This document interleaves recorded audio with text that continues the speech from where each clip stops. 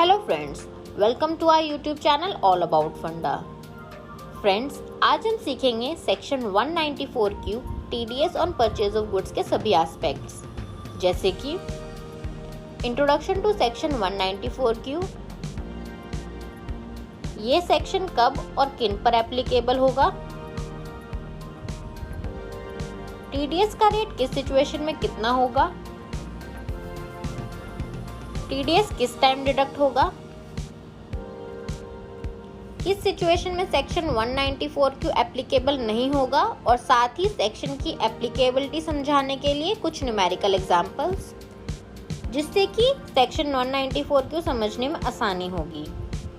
तो चलिए शुरू करते हैं section 194Q TDS on purchase of goods का funda. Introduction to section 194Q। Tax base को बढ़ाने के लिए फाइनेंस एक्ट 2021 में न्यू सेक्शन 194Q इंट्रोड्यूस किया गया है, जो कि 1 जुलाई 2021 से इफेक्टिव होगा। एप्लीकेबिलिटी। सेक्शन 194Q के प्रोविजंस के अकॉर्डिंग बायर जिनका टर्नओवर प्रीवियस फाइनेंशियल ईयर में 10 करोड़ से ज़्यादा होगा और सेलर जो रेजिडेंट ऑफ इंडिया हों से goods doesn't include services 50 lakh से ज़्यादा की परचेज करता है तो सेक्शन 194Q के प्रोविजंस एप्लीकेबल होते हैं और बायर को टीडीएस डिडक्ट करना होगा। TDS rate. सेक्शन 194Q के अकॉर्डिंग टीडीएस रेट 0.1% है, लेकिन अगर सेलर का पैन नंबर अवेलेबल नहीं है तो रेट ऑफ टीडीएस 5% होगा। Points of deduction.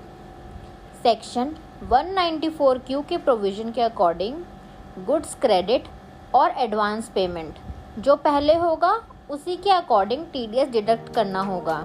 Buyer responsible होगा अगर टीडीएस डिडक्ट या गवर्नमेंट को डिपॉजिट करने में फेल होता है। एक्सेप्शंस।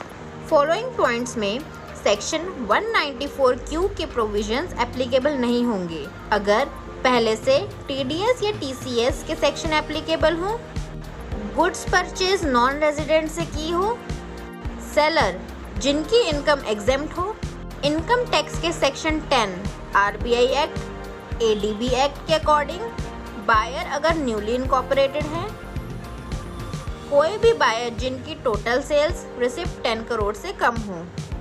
अब हम सेक्शन 194Q की एप्लीकेबिलिटी न्यूमेरिकल एग्जाम्पल की हेल्प से समझते हैं। हमने डिफरेंट कैटेगरी में 4 सिचुएशंस ली हैं।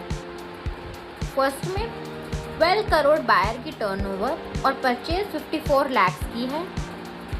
इसमें हम पहले चेक करेंगे कि बायर की टर्नओवर 10 करोड़ से ज़्यादा है और परचेज 50 लाख से ज़्यादा है। तो फर्स्ट केस में सेक्शन 194Q एप्लीकेबल है। इसमें 54 to 50 लाख मीन्स 4 लाख पर टीडीएस डिडक्ट होगा। सेलर का पैन अवेलेबल है तो रेट ऑफ टीडीएस 0.1% होगा। सेकेंड केस में बायर की टर्नओवर 10 करोड़ से कम है, इसका मतलब सेक्शन 194Q एप्लीकेबल नहीं होगा।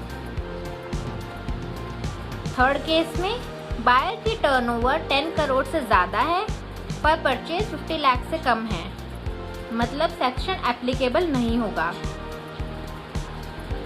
फोर्थ केस में बायर की टर्नओवर 10 करोड़ से ज़्यादा है और परचेज भी 50 लाख से ज़्यादा है। यहाँ सेक्शन 194Q एप्लीकेबल होगा पर सेलर का पैन अवेलेबल ना होने की वजह से टीडीएस का रेट बढ़कर 5% हो जाएगा। तो फ्रेंड्स, उम्मीद रखते हैं कि आपको सेक्शन 194Q का फंडा समझ आ गया होगा। आप हमें कोई भी रिलेटेड क्वेरी मेल भी कर सकते हैं। हमारी मेल आईडी है allaboutfunda@gmail.com और इंस्टा आईडी है allaboutfunda। मिलते हैं नेक्स्ट फंडे के लिए नेक्स्ट वीडियो में।